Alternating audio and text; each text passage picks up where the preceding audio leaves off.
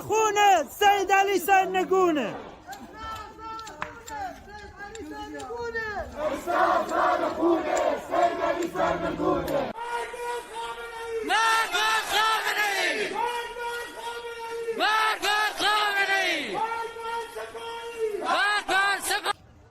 شش خزور کامیره هرسته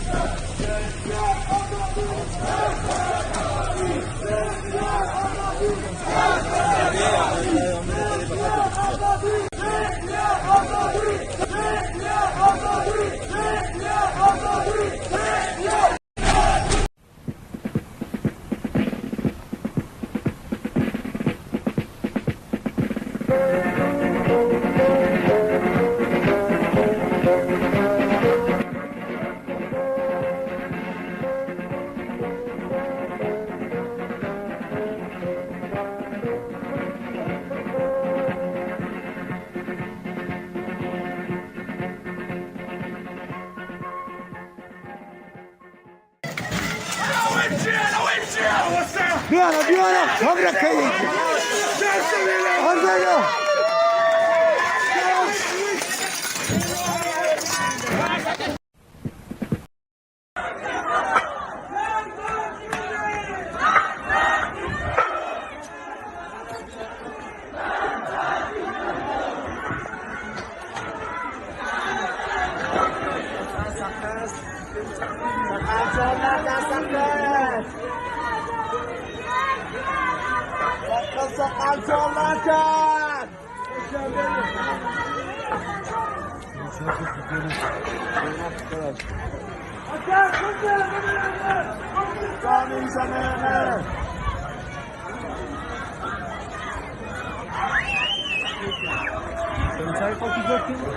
نه نه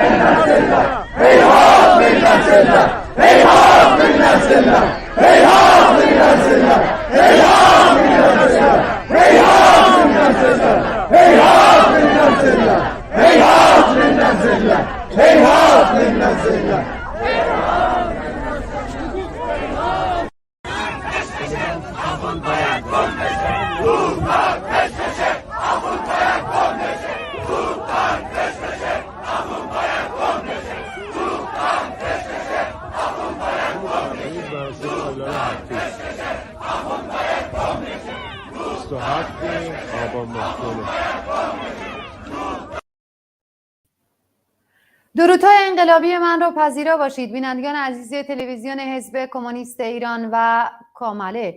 یک بار دیگر با پخش زنده پوشش اعتراضات و اعتصابات سراسری در ایران در خدمت شما عزیزان هستیم. 2 ماه از اعتراضات پرشور مردم انقلابی ایران و کردستان گذشت. کردستان امروز یک بار دیگه صحنه برگ زرینی دیگر بر تاریخ مبارزاتی خودش افزود و متاسفانه ما شاهد بودیم که عده‌ای از هموطنان عزیزمون در کردستان و همچنین بعضی از نقاط ایران به دست نیروهای سرکوبگر رژیم با شلیک مستقیم گلوله جونشون را از دست دادند. برای ارزیابی از اعتراضات مردم ایران و کردستان که وارد فاز جدیدی شده و همچنین اتحاد و همبستگی قابل ستایشی که در کردستان هستش همراه هستیم با محمد خاکی، روزنامه‌نگار و تحلیلگر سیاسی از لندن. خیلی خوش اومدید. خوشحالیم که در خدمتتون هستیم. سلام عرض میکنم. خیلی ممنون برای دعوت که کردید. خیلی خوش اومدید. متشکرم از وقتی که برای برنامه ما گذاشتید. خب جنبش انقلابی وارد 3مین ماه خودش شده و میشه گفت که وارد فاز جدیدی شده. مشخصات این دوره اخیر به ویژه در 1-2 هفته گذشته و مخصوصاً 4 روز گذشته رو شما در چی میبینید؟ اجازه بدهید اول همدردی بکنم با خانواده محترم جانباختگان و آرزوی بهبودی بکنم برای کسایی که تو این جریان زخمی شدن. همچنان که خود شما هم اشاره کردین وضعیت وارد فاز جدیدی شده به نظر من، چه از نظر کمی چه از نظر کیفی میشه نشون داد با آمار و ارقام.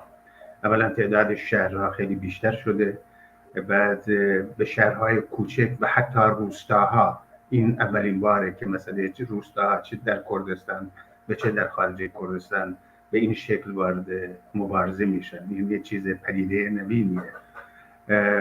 بعد تعداد نقاطی که در شهرها اعتراضات درش صورت میگیره و یه بخش دیگه هم جوانان و زنان خب 2 رکن اصلی این مبارزه و مقاومت بودن. الان یه رکن جدید هم به اونها اضافه شده که نقش خیلی به سزایی دارن و اونم خانواده محترم جانباختگان که نقش خیلی برجسته‌ای دارن در این مبارزات، چه خانواده زندانیان سیاسی و چه خانواده جانباختگان. واقعیت اینه که ما از یه طرف یه خشونت عریان، یه خشونت خیلی شدید و از طرف حکومت شاهدیم و از یه طرف دیگه این خشونت مردم رو دچار ترسونگرانی نه تنها نکرده، حالت تعرضی به مبارزات مردم هم داده. این یه چرخش کیفیه که در مبارزات مردم ایجاد شده. روحیه مردم خیلی بالاست. همه شواهد اینو نشون میده. یه شجاعت عمومی و اجتماعی شکل گرفته. در مقابل ما شاهد درگیری نیروهای رژیم با همدیگه هستیم. چند فیلم راجع به این پخش شده که درگیری فیزیکی دارن با همدیگه و گزارشاتی هم اینجا و آنجا پخش شده از ریزش خانواده به اصطلاح قربانیان خود رژیم که در جنگ ایران و عراق یا در کردستان بودن و یا صفوف پایین رژیم، نه در صفوف بالای رژیم. در مجموع مردم امیدوارترن، فضای داخلی به نفع اونهاست، فضای خارج کشور خیلی بهتر شده به نسبت مردم کردستان و ایران. حکومت ها و سیاستمداران به شخصیت خیلی بیشتری این جنبش رو تایید میکنن. مبارزات و اعتراضات خیابانی همین شنبه‌ای که قرار بیاد در اکثر نقاط جهان ما خواهیم داشت و حتما مردم خیلی وسیعی در این مبارزات شرکت خواهند کرد. در مجموع هفته خیلی خوبی بود برای مردم و هفته خیلی بدی بود برای حکومت. منتها ما شاهد فقط در کردستان، حداقل من آماری که دیدم، ما 15 نفر جان باخته داریم در چند روز گذشته. و یه مسئله دیگه هم که الان خیلی برجسته است، رژیم هدفمند سرکوب نمیکنه، میخواد یه سرکوب شدیدی بکنه، حتی کودکان 8-9 ساله که ما مثلا همین پسر 9 ساله رو دیدیم که بختیاریه و به اصطلاح رگبار بستن به ماشین اونا و مادرش هم توضیحات کافی رو داد. به هر حال وضعیت به نفع مردم، رژیم مشغول سناریو سازی و در واقع تبلیغاتی که میکنه، کاری که میکنه دیگه کاری به این نداره مردم قبول ندارن، میدونه مردم قبول ندارن، ولی میخواد همون صفوف خودش حداقل یه مایه فکری برای صفوف خودش ایجاد بکنه که بیشتر از اون متلاشی نشن. بله، خب اشاره کردین به سرکوب خشن و سناریو سازی رژیم. خب این با توجه به اینکه هیچ راه دیگری، هیچ سیاست دیگری برای مقابله با مردم معترض نداره جز این سناریو سازی و سرکوب خشن، این چه پیامدهایی برای خود رژیم داره؟ واقعیت اینه که بحرانه خیلی زیادی رژیم باش درگیره و قادر به حل هیچ یک از اونا نیست. جواب مشخصی برای وضعیت اقتصادی نداره، وضعیت سیاسی، وضعیت دیپلماتیک، محیط زیست، آزادی، همه اینا. و بعد کاردهی که داشته باش بازی میکرد، مثلا اصلاح طلبان دولتی برای دوره‌ای، برای دوره مثلا 20 سال حدوداً و اینا رو هم سوزونده. یعنی مردم دیگه به اینا باوری ندارن و به اینا اعتقادی ندارن و اینا کارساز نخواهند بود. الان رژیم توان هیچ نوع مانور سیاسی جدی نداره، نمیتونه عقب نشینی بکنه، نمیتونه رفرم بکنه چون امکاناتشو نداره، نمیتونه شکست رو بپذیره چون فکر میکنه که شکست‌های خیلی بزرگتر میاد.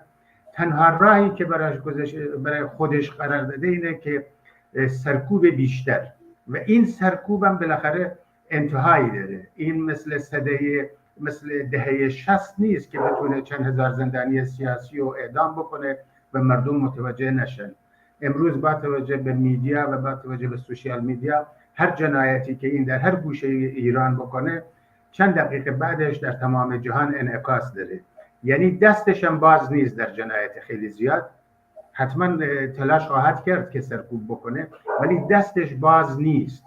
و افکار عمومی جهان هم و حتی کشورهای غربی هم اگر بخوان به اصلاح تحملش بکنن با مسئله مخالفت این همه رأی دهنده اروپایی و افکار عمومی روبروست که مجبورن اینا یه مقدار در رابطه با سازشی که میکنن حساب شده باشه با رژیم.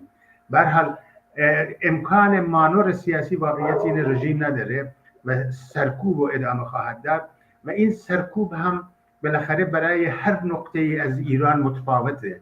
یعنی برنامه‌ای که برای تهران داره یا شهرهای مرکزی داره به نسبت برنامه‌ای که برای کردستان یا برای سیستان و بلوچستان یا خوزستان داره متفاوته. ممکنه در هر گوشه‌ای به دلایل مشخصی سناریوهای مختلفی رو به کار ببره، ولی سرکوب مسئله اصلیشه، منتها سرکوب جوابگو نیست و به نظر من بحران درونی اونو تشدید میکنه، باعث ریزش بیشتری خواهد شد، وضعیت اقتصادیش بدتر خواهد شد و در مجموع مردم در شرایطی نیستن که با سرکوب بیشتر عقب نشینی بکنن، چون میدونن همین الانم پیروزی های قابل توجهی به دست آوردن. تنها مسئله پوشش لباس نیست برای خانم ها، مسئله جوانان، مسئله شادیه و تا به این خواستشون نرسن به هر حال اینا عقب نشینی نمی کنن و رژیم هم پتانسیل اینو نداره، ظرفیت اینو نداره. من فکر میکنم ماه طوفانی و ماهای طوفانی خواهیم داشت، پیش بینیش سخته از نظر زمانی، ولی واقعیت این رژیم به آخر خودش نزدیک شده. منظورم این نیست که سقوط میکنه 1 ماه 2 ماه 3 ماه، ولی در سراشیبیه. این بسته به تناسب قوای مردم و به هر حال رژیمه که این دور چقدر تسریع میشه و چقدر کند خواهد بود. بله سپاسگزارم. اجازه بدید فرهاد مجیدی از هلند برامون یه پیام فرستاده، برای بینندگان بخونم. نوشته که همکنون بر اساس گزارش رسیده به کارگر نیوز و کولبر نیوز، درگیری در میان سرکوبگران رژیم و مردم قروچیا از توابع سنندج در جریانه که متاسفانه 1 نفر جان باخته و چندین نفر زخمی شدند. لازم به ذکر که دایی شریفه مادر جان باخته رامین حسین پناهی نیز در میان مردم دیده میشه. سپاسگزارم از پیامی که برامون فرستاده بوده و گزارش کوتاهی که به دست ما رسوندید فرهاد مجیدی از هلند و از همینجا تسلیت میگیم یک بار دیگه به مردم کردستان و خانواده تمام عزیزانی که در طول این 2 ماه گذشته و مخصوصا چند روز گذشته جونشون را از دست دادن. بله اشاره کردین به کودک کشی و پسر 9 ساله‌ای که بختیاری بود و متاسفانه دیروز مورد هدف گلوله‌های مزدوران رژیم قرار گرفت. شمار جانباختگان کودک و نوجوان از 60 نفر گذشته. شما فکر میکنید آگاهانه رژیم کودکان رو و نوجوانان رو هدف قرار میده؟ اگر چنینه به نظر شما دلایلش چیه؟ من فکر میکنم آگاهانه این کار رو میکنه. حکومت اسلامی یه خانشی داره از وضعیتی که هست و به ویژه به نظر من در رابطه با سوریه داره اینو به یه نوع تطبیق میده بر شرایط ایران بدون اینکه اعلام بکنن. فکر میکنه اون خشونت خیلی وسیع، اون سرکوب خیلی شدید باعث شد که به هر حال حکومت بعث سوریه روی کار بمونه. حالا خودش یه پای جنگ داخلی بود، من کاری به این قضیه ندارم، همه بینندگان و شنوندگان شما با این مسئله آشنا هستن. فکر میکنه تنها راهش که مردم رو به اصطلاح با وحشت روبرو بکنه نه کشتن تعداد محدود و یا کشتن فعالین سیاسیه، بلکه پیر و جوان و هر چیزی که شوک به جامعه وارد میکنه، هر چیزی که مردم رو بیشتر به اصلاح فکر میکنه به عقب نشینی بکشونه، این کار رو میکنه. مسئله کشتن انسان به هر حال مسئله قبیحیه، ولی کشتن یک کودک با یک کشتن یک مرد از نظر عاطفی میگم، مگر نه انسانن. این انعکاس اجتماعیشون متفاوته. با یه پیر، با یه افلیج، با یه مریضی که تو بیمارستانه، اینا از نظر سایکولوژی، از نظر روانی پیام‌های مختلفی به جامعه میفرسته و میخواد نشون بده این حکومت و این رژیم هیچ چراغ سبزی نداره، هیچ چراغ سرخی نداره، هیچ خط قرمزی نداره و هر جنایتی رو مرتکب میشه که بمونه تو قدرت. میخواد این پیام رو به مردم برسونه و بهترین راه این پیام رسوندن کشتار عمومیه، نه تنها کشتار در زندان ها، نه کشتار فعالین زندانی، نه کشتار مثلا معترضین در خیابان. ما میبینیم به خونه های مردم شلیک میکنه، به کسانی که معترض نیستن شلیک میکنه. ما میبینیم از در و دیوار مردم بالا میرن و وارد خونه های مردم میشن و خشونت خیلی زیادی رو مرتکب شدن. شواهدی هست که اینا حتی خواستن کسایی رو از پشت بام ها پایین بندازن که وحشت رو بیشتر بکنه، همون کاری که داعش میکرد. یعنی به یه نوعی همون کارهایی که مذهبیون افراطی چه سنی چه شیعه در سوریه و در جاهای دیگه کردن و مردم رو منکوب بکنن، مردم رو منعوب بکنن، این در فکر اینه. ولی من فکر میکنم حساب شده نیست و فکر میکنه فقط و فقط با جنایت ممکنه در ایران بتونه روی قدرت بمونه و کودک کشی و کشتار کودکان چیزی نیست برای اون به آسانی تموم بشه. حتی ما میبینیم مثلا تشکیلات جهانی مثل یونیسف که برای کودکان کار میکنن الان وارد فشاری بر اونها وارد شده. شما از یه طرف میخواین از حقوق کودکان دفاع بکنین ولی با یه رژیم کودک کش شما در این کنار میایین. این قضیه چه برای خود جمهوری اسلامی چه برای اون نهادهای بین المللی که در رابطه با کودک و اینا کار میکنن قضیه خیلی پیچیده و خیلی حساسیه و من فکر میکنم این باعث ریزش بیشتر نیروهای پایین خودش هم میشه و ما در هفته ها و ماهای آینده شاهد این خواهیم بود. بالاخره بخشی از این نیروی سرکوبگر خودشون بچه دارن، خودشون بچه کسی هستن، همسایه دارن و حاضر نیستن به راحتی بچه مردم رو بکشن. اون کسایی که جنایتکار هستن و با اینا هستن خب حسابشون جدا است، ولی اون کسی که فقط به ازای یه پولی چون کار نداشته یا به ازای یه مثلا امکانات مالی یا شغلی یا بیکار نباشه این کار کرده، حتما از اینا کناره گیری میکنن و این برای رژیم به هر حال پروندهش رو سنگین‌تر میکنه. بله سپاسگزارم. اشاره کردیم به کار داعش. اتفاقا دیروز در تبریز دانشجویی که متاسفانه اسمش در خاطرم نیست به یه ساختمان پناه برده بود و نیروهای سرکوبگر از بالای همون ساختمان این دانشجو رو به دانشجوی دختر بود اونو به پایین میندازن و یه میلگرد به جسمش فرو میره و متاسفانه در دم جونش رو از دست میده. خب اون چه که ما در خیابونها و شهرهای مختلف ایران و کردستان شاهدیم اینه که مردم ترسشون به شجاعت تبدیل شده و خیلی با شجاعت به مبارزه میپردازن روزانه و با سرکوبگران روبرو میشن و اون چیزی هم که برعکس میبینیم در نیروهای رژیم ترسیه که نهفته است و مدام از دست معترضین در تصاویری که منتشر میشه پیداست که فرار میکنن. این رو شما در چی میبینید؟ دلیلش چیه؟ من فکر میکنم توازن قوا داره به نفع مردم تغییر میکنه و اینو ما شاهد هستیم. تا 2 ماه قبل تا 3 ماه قبل مردم معترض بودن، ناامن بودن و نمیدونستن کجا برن و کجا بخوابن و چه جایی باشن که مامورین امنیتی به اونا دسترسی نداشته باشن.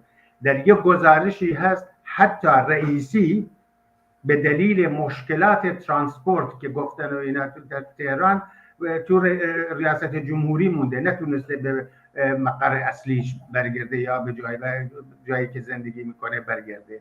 و گزارشات زیادی هست. مقامات امنیتی، مقامات نظامی و اون کسایی که خیلی به اصلاح مهره‌های اصلی هستن جاهاشون رو تغییر دادن و حتی گزارشاتی هست افرادی تو صدا و سیما اونا هم نمیتونن به محلهای زندگی قبلی خودشون برگردن و اونجا زندگی بکنن. واقعیت اینه که الان اونا ناامن هستن. ما اینو در کردستان به روشنی شاهد هستیم. مزدوران محلی فشار خیلی زیادی بر مردم می آوردن، ولی الان کدوم مزدور محلی تو کردستان امنیت داره؟ میتونه در خانه خودش و در محل زندگی خودش زندگی بکنه؟ یا باید فرار بکنن یا باید مثلا به یه نوعی اسلحه‌شون رو پرت بکنن و از مردم معذرت خواهی بکنن. به هر حال وضعیت به نفع مردم داره تغییر میکنه و این روند اینو تسریع میکنه. شجاعت داره تکثیر میشه، شجاعت داره اجتماعی میشه، شجاعت داره عمومی میشه و ما یک چرخش فرهنگی هم میبینیم. وقتی که پدر یک جانباخته، پدر یک شهید در بوکان میگه ما چند ماه پیش مثلا یا مدت‌ها پیش اگر کسی مثلا جسارتی داشت میگفتیم مثل مرد باش، الان ما میگیم اگر مردی مثل زن باش، مثل خانوما باید باشی و اینا. اصلا این قضیه داره شجاعت زنان، شجاعت جوانان، شجاعت اجتماعی و یه جوری شده ما حتی در صحنه های میبینیم نیروهای سرکوبگر با اینکه خیلی تعدادشون زیادتره و با اینکه خیلی مسلح هستن دارن فرار میکنن. ولی قبلا خود یک فرمانده بسیج فیلمش پخش شده میگفت ما قبلا وقتی که میرفتیم اینا فرار میکردن، ولی الان توی یه کوچه ای که 300 تا آپارتمانه، از 300 تا آپارتمان سنگ و حتی اتو و حتی گلدان و اینا رو برامون پرت میکنن رو سرمون بیفته و اینا. و یعنی 300 خونه در یک کوچه مخالف اونا هستن و این عمومی شدن جنبش و این به اصطلاح نفرت عمومی مردم و این اعتراض عمومی مردم باعث هراس نیروهای رژیم و سرکوب نمیتونه معادله رو به هم بزنه. بله خب همونطور که اشاره کردیم کردستان در چند روز گذشته مقاومت بسیار ستودنی داشت و متاسفانه روزهای خونینی هم داشت کردستان. خب این همه خشونت عریانی که رژیم در مقابل مردم کردستان به کار میبره بعضی وقتا بهانه مقاومت مسلحانه است، یا به نظر شما چیه؟ میتونه ناشی از این باشه که مردم کردستان خب مسلح هستن و احتمال داره دست به مقاومت مسلحانه بزنن؟ من فکر میکنم رژیم دلش میخواد، آرزو میکنه، حکومت آرزو میکنه که مردم کردستان در شرایط فعلی به اسلحه دست ببرن، به خاطر اینکه سرکوب و راحت‌تر میکنه براش، صفوف خودشو به اصلاح متحدتر میکنه و به بهانه تزیه طلبی و اینا میتونه بخش بیشتری رو با خودش در اون پایگاهی که داره همراه بکنه و اینا. من فکر میکنم مردم کردستان خوشبختانه احزاب سیاسی کردستان اینقدر تجربه و اینقدر پختگی سیاسی دارن که بتونن این توطئه رژیم رو به اصلاح خنثی بکنن. واقعیت اینه مردم کردستان تجربه مبارزات مسلحانه هم دارن، ولی در شرایط فعلی این مبارزات سیاسی که هست بی‌نهایت قدرتمندتر از مبارزه مسلحانه است. این نیروی جوان عظیم، این نیروی زنان، این نیرویی که در خارج کشور هست، این نیروی فرهنگی، این نیروی ادبی، این نیروی سیاسی، این نیرویی که هستش خیلی پرقدرت‌تره و در دنیای جدید در شرایط فعلی ما به متحدین بیشتر و به مخالفین کمتری احتیاج داریم و این مبارزه سیاسی، مبارزه فرهنگی، مبارزه‌ای که در خیابان‌ها جواب میگیره و از طریق توده مردم نتایجش خیلی بیشتره و به اصلاح خسارت‌های خیلی کمتری هم به وجود میاره. جمهوری اسلامی تلاش میکنه چه در مناطقی که به اصلاح اقلیت‌های ملی هستن یا اقلیت شده ها هستن، مثل کردستان، مثل سیستان و بلوچستان، مثل خوزستان و اینا، دلش میخواد و آرزو میکنه و برنامه سیاسی براش داره که یه نوع جنگ یک طرفه است الان تحمیل کرده به مردم، بلکه اینا جواب بدن و این بهانه‌ای باشه براشون. ما همین تو کردستان، شما خودتون بهتر از ما مطلع هستین، با لباس مزدوران محلیشون به نام پیشمرگ یه سری مأموریت دادن که خوشبختانه مردم این توطئه رو خنثی کردن. یعنی میخواد با لباس پیشمرگه یا گریلا یا حتی به اسم گروه‌های ناشناخته‌ای، به اسم گروه‌های ناشناخته‌ای که بیانیه‌هایی بدن. من فکر میکنم این نوع بیانیه‌ها اگر از طرف احزاب سیاسی جا افتاده و از طرف فعالین سیاسی معتبر در کردستان تایید نشه، کاملا مشکوکه و اینا خودشون دارن وضعیت رو به این جهت میبرن که بگن ما همین امروز اگر شما مثلا در توییتر یه نگاهی کرده باشین و اینا، بعضی از موافقین جدی جمهوری اسلامی که به اصلاح جزو سخنگویانشون هستن در سوشیال میدیا، یه فیلم 1 دقیقه‌ای رو از محابات دارن پخش میکنن، میگن بیاین اینا شروع کردن به مبارزه مسلحانه. یعنی رژیم دنبال این مسائله و من فکر میکنم خوشبختانه احزاب سیاسی، احزاب چپ، احزاب مردمی، احزاب انقلابی تو کردستان خیلی با تجربه تر و آزموده تر هستند که با این توطئه بشه اونا را چیز کرد، در یه گوشه قرار داد. بله، سپاسگزارم. همونطور که شما مطلع هستین اکنون بیشتر شهرهای کردستان و ایران مردم در خیابانها هستند و با شعارهای مختلف خواهان سرنگونی رژیم هستند. میخواستم اعلام کنم که بینندگان عزیز شما میتونید از طریق شماره تلفنی که در پایین صفحه تلویزیونتون است در طول شبانه روز از طریق تلگرام تصاویر، ویدیوها و عکسای خودتون رو برای ما بفرستید. همچنین میتونید از مهمونای گرامی برنامه اگر سوالی داشتید بپرسید. آخرین تصاویری رو که شما عزیزان برای ما فرستادید میبینیم و برمیگردیم. شاهید نامره، شاهید نامره، شاهید نامره، شاهید نامره، شاهید نامره، شاهید نامره، شاهید نامره، شاهید نامره، شاهید نامره، شاهید نامره، شاهید نامره، شاهید نامره، شاهید نامره، شاهید نامره.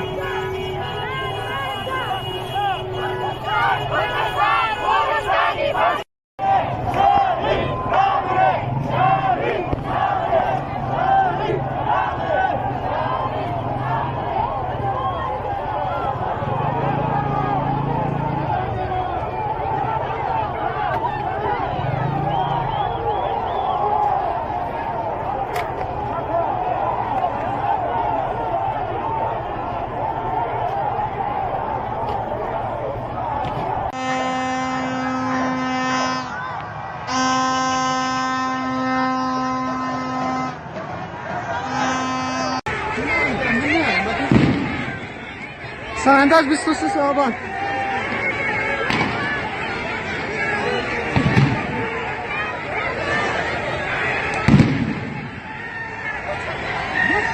نه جانم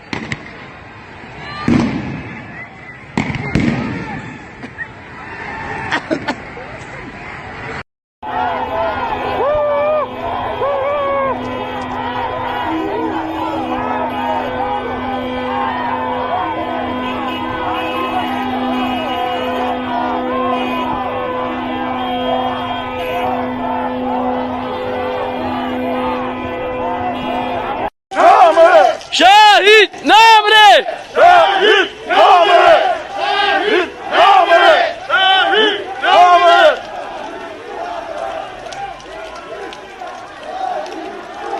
دیش محمدی هنشما مرگ بر دیکتاتور. شاهید نامره، شاهید نامره،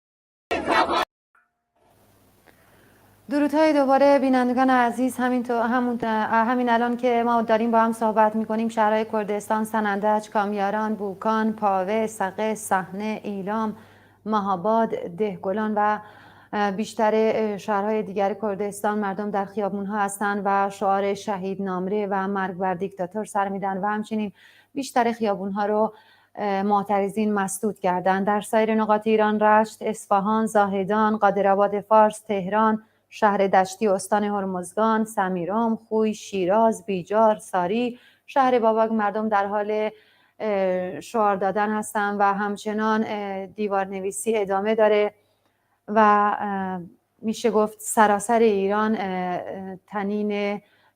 تنین آزادی در سراسر ایران پخش میشه. راننده هم با بوق ممتد ماشین هاشون با معترضین همراهی میکنن در سراسر ایران و کردستان. بله، برگردیم به سوالات برنامه و مهمون برنامه‌مون. شما از وضعیت کردستان گفتین، از اینکه خب رژیم مزدورهای محلی خودش رو لباس محلی تنشون میکنه و به عنوان پیشمرگ و نیروهای احزاب مختلف اونا رو معرفی میکنه. خب خانش شما از وضعیت سیاسی نظامی اکنون کردستان چی هستش؟ آیا با این کاراش میخواد که یه جنگ رو به کردستان تحمیل کنه؟ اگه این کارو بکنه، هرچند که اشاره کوتاهی داشتید، اگه این کارو بکنه چه عواقبی برای مردم کردستان خواهد داشت؟ واقعیت اینه که همه مردم ایران، همه مردم منطقه و شاید الان بخش زیادی از افکار عمومی جهان میدونن که جمهوری اسلامی هیچ نوع پایگاهی در کردستان نداره. بعد از 43 سال مردم کردستان با افتخار 43 سال قبل مخالفت خودشون رو با جمهوری اسلامی در اون رفراندوم کذایی اعلام کردن و 43 سال مبارزه کردن و اینو خود حکومت، خود سخنگویان حکومت، موافقین حکومت همه اذعان دارن. واقعیت اینه که الان خشم و نفرت مردم کردستان به نسبت قبلم خیلی بیشتره و تناسب الان برای اولین باره که مثلا در این 2 ماه گذشته ما شاهد تنین شعارهای کردستان در خارج کردستان هم هستیم. پیوندی که بهتر بوده با آذریا، با مردم آذربایجان، از سیستان و بلوچستان تا هر جای دیگه شعارهایی به نفع مردم کردستان میدن، همچنان که در کردستان شعارهایی با هم در رابطه با همدردی و همسرنوشتی با مردم آذربایجان و سیستان و بلوچستان و همه نقاط ایران ما هر روزه میشنویم، شاهدش هستیم. و اینا به باور من افکار عمومی علیه جمهوری اسلامی در کردستان پایگاه بی نهایت ضعیف و شکننده‌ای داره. همون نیروهای مزدور محلیش هم خودشون میدونن و خیلی هاشون الان تو فکر اینن که این رژیم اگر سقوط بکنه وضعیت اونا به چه شکلی خواهد افتاد و این به جمهوری اسلامی از اولم در کردستان مثل یه ارتش اشغالگر رفتار کرده، چه در رابطه با پروژه های اجتماعی، اقتصادی، سیاسی در مناطقی که مثلا سنی مذهب بودن تلاش بکنه شیعه‌گری نوع خاص خودش رو مثلا با زور و تحمیل بکنه به مردم، جنگ مذهبی شیعه و سنی، آذری و کرد را بندازه که خوشبختانه موفق نبوده و با شکست روبرو شده.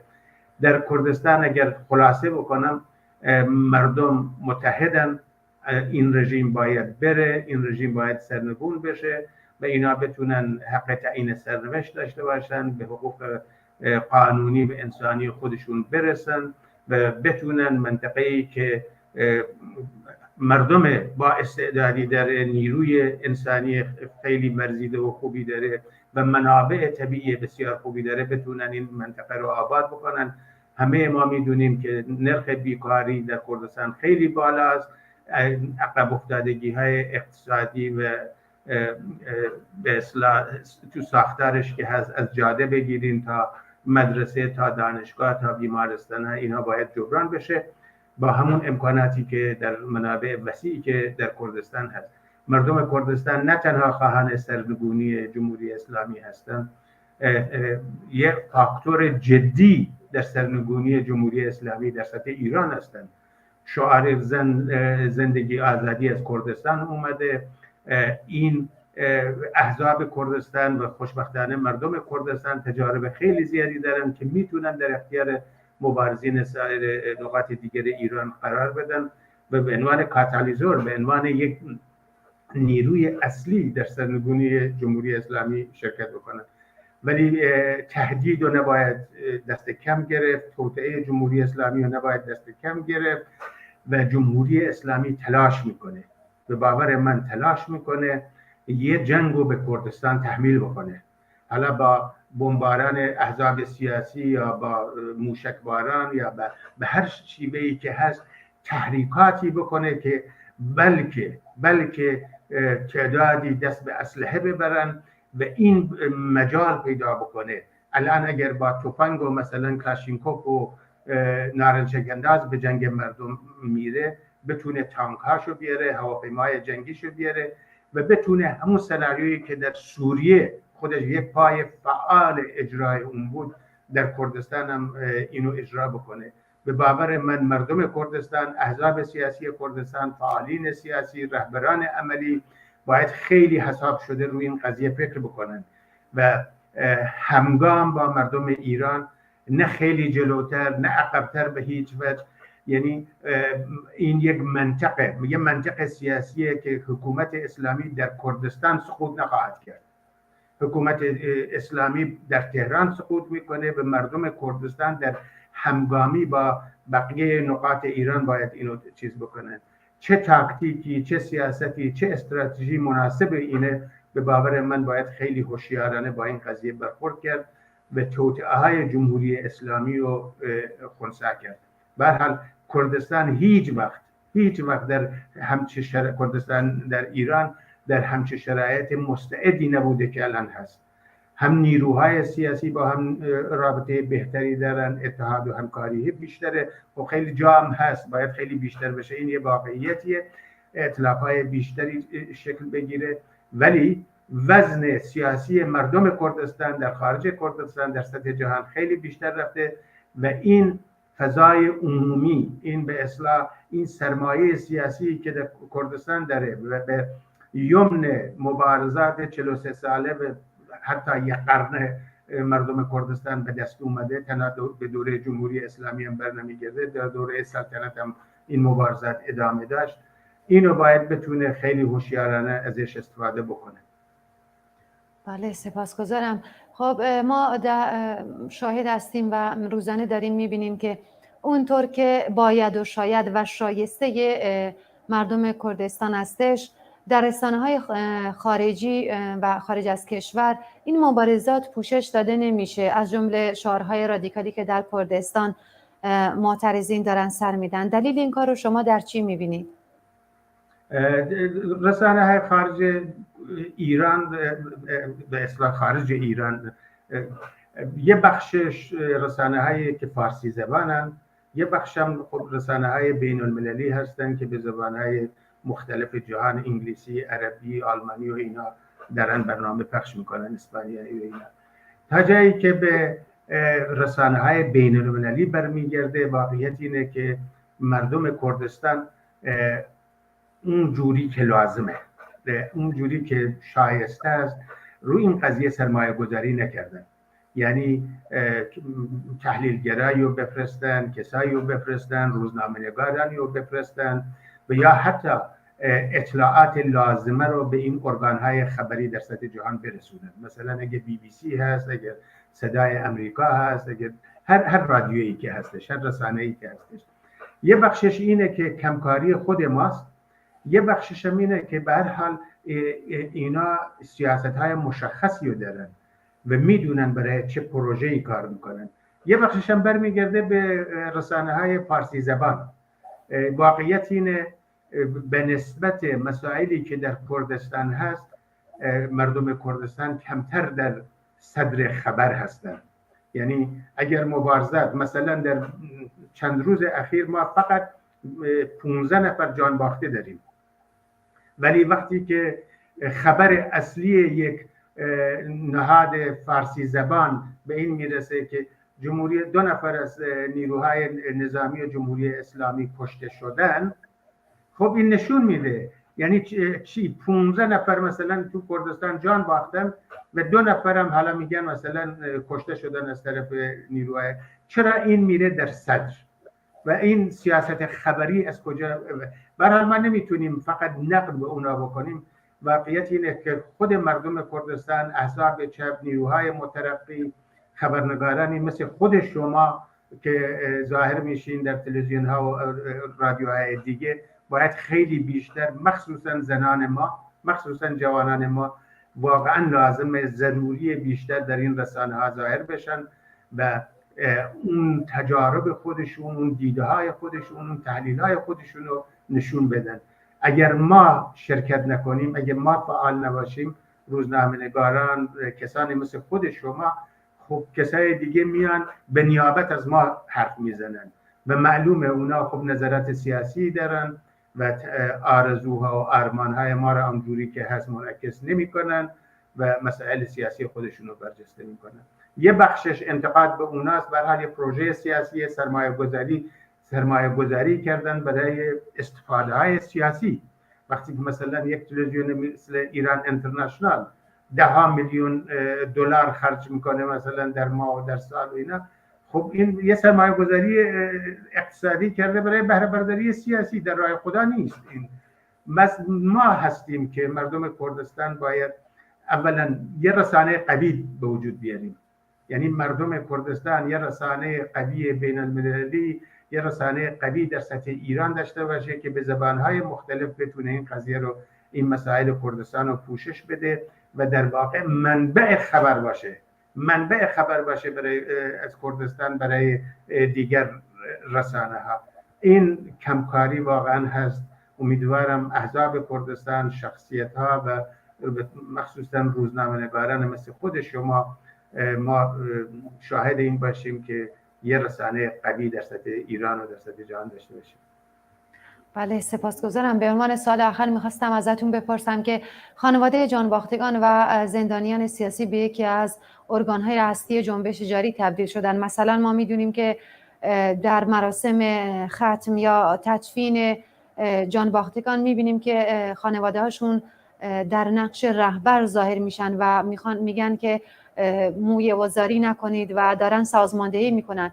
این از لحاظ سیاسی، اجتماعی و حتی اخلاقی چقدر اهمیت داره؟ اگر کوتاه بفرمایید خیلی ازتون ممنون میشم. من فکر میکنم یکی از بهترین کارهایی که میشه در شرایط فعلی کرد گرامی داشت یا جانباختگانه و تنها گرامی داشت نیست، کمک کردن و در کنار خانواده این عزیزان بودن، در کنار خانواده زندانیان سیاسی که دستگیر شدن که ببینیم آیا خانوادهشون، بچه‌هاشون، همسرشون مشکلات مالی دارن، مشکلات پزشکی دارن و بتونیم برای اینا کارآسانی بکنیم، بتونیم به اینا کمک بکنیم.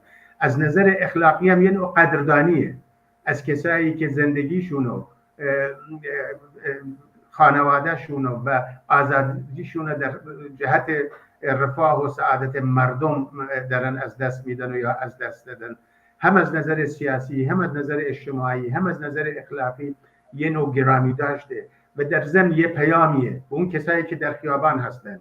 اگر شما دستگیر بشید، اگر شما امیدوارم هیچ وقت پیش نیاد کسی جانش رو از دست بده یا زخمی بشه، در شرایط این شکلی مردم پشت شما، پشت خانواده شما هستیم. این تنها برای اونا نیست، برای مبارزین فعلیه و یک قدردانیه و یک مردمی که نتونه که به طور شایسته از خانواده شهدای خودش، جانباختگان خودش زندانیان سیاسی قدردانی بکنه، به باور من شایسته آزادی نیستند. تنها و تنها احترام به خانواده جانباختگان، کمک به خانواده جانباختگان و تلاش برای بهتر زندگی کردن خانواده جانباختگان از هر نظری، از پزشکی تا اقتصادی تا هر مسئله اجتماعی، تحصیل چی و چی، این نشون میده که مردم کردستان یه مردم با فرهنگ، یک مردمی که میخوان زندگی خودشون رو تغییر بدن و زندگی بهتری دارن و شایسته این هستن که زندگی بهتر داشته باشن، چون به بهترین شیوه تقدیر میکنن، به ستایش میکنن و قدردانی میکنن از کسانی که به اصلاح برای این آزادی تلاش کردن و بهایی پرداختن. بله، سپاسگزارم از حضورتون. محمد خاکی، روزنامه‌نگار و تحلیلگر سیاسی از لندن، متشکرم که وقتتون رو برای برنامه ما گذاشتید. سپاس از شما.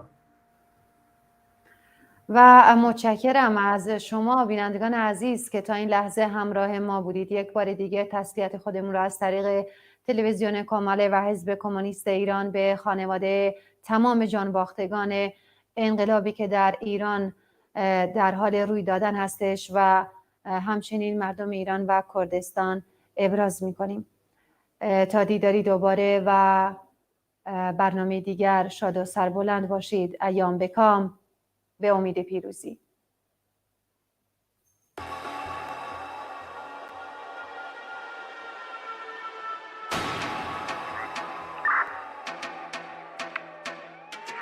اتحاد رودهاییم، دریاییم.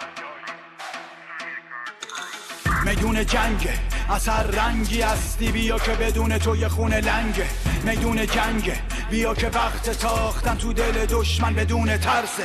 میدون جنگه، دارا و ندار، اثر قوم و تبار مثل فشنگ قطار. میدون جنگه، تیغه شمشیر عشق، شهامت و زین کن و جنس سپر وفا. فصل اتحاد، مرگ اختلاف، افتخاره تکه کنم به هم وطن بشم تکه گاهش. شروع خروش و طغیان مردمه، چشم ساره فصل سمزدایی، وسط باز و حزب باد هر تفکری که داری با هر دین و آیین. کنارمون بیست سالها کنارت ایستادیم، ما نعره خشم هزار بی صداییم. شورشی کم ریشه انقلابی داریم، عرب و آشوری، ارمنی، ترکمن، مازنی، سیستانی و بلوچ و تالش و تات و آذری، کرد و گیلک، لور، فارسی، قشقایی. ما اتحاد رودهاییم، دریاییم. ورزشکار و هنرمند، دست فروش تا کاسب، از محصل و معلم، مهندس تا کارگر، میکنیم کرگوش دیکتاتور رو با ساز حق. زن زندگی آزادی، میجنگیم تا پای مرگ. شونه به شونه، پا به پا، دیوار دفاعی. باورم به هم بستگی مثل ایمان الهی، مثل مسخ دین، مثل مجنون بی باکسینه چاکی میران. تومه مطیع این بیگانه ها نیست.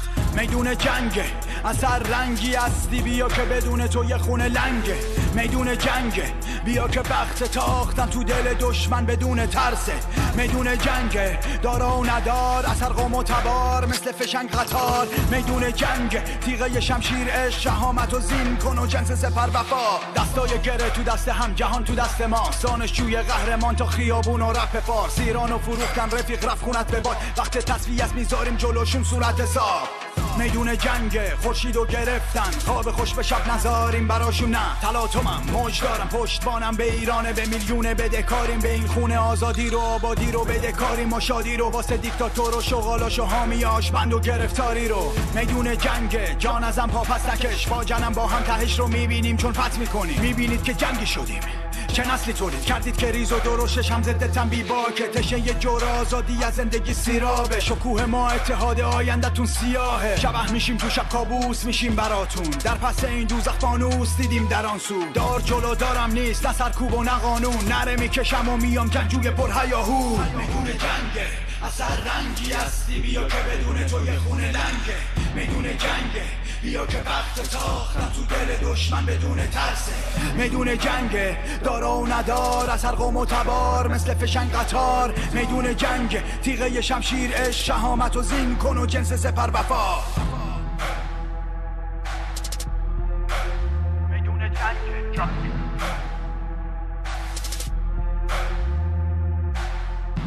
جنگه.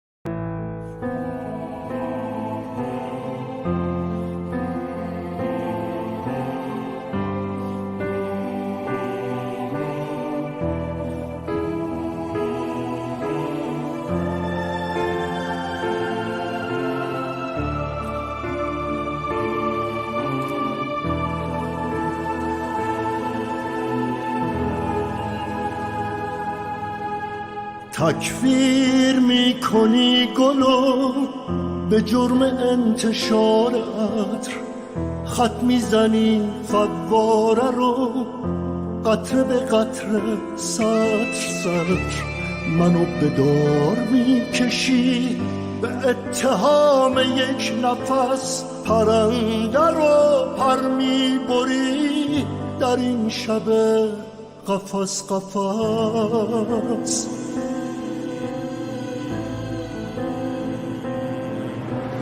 دیوار میکشی هنوز بین چراغ و چشم من، زنجره ها رو میکشی از ترس هم صدا شدن، رگبار میبندی به ماه، فانوس و گردن میزنی، ستاره پایین میکشی، آینه ها رو میشکنی. با سرد خونه های پر با خشم ما چه میکنی؟ با بغض زندونی شده تو این صدا چه میکنی؟ با سرد خونه های پر با خشم ما چه میکنی؟ با بغض زندونی شده تو این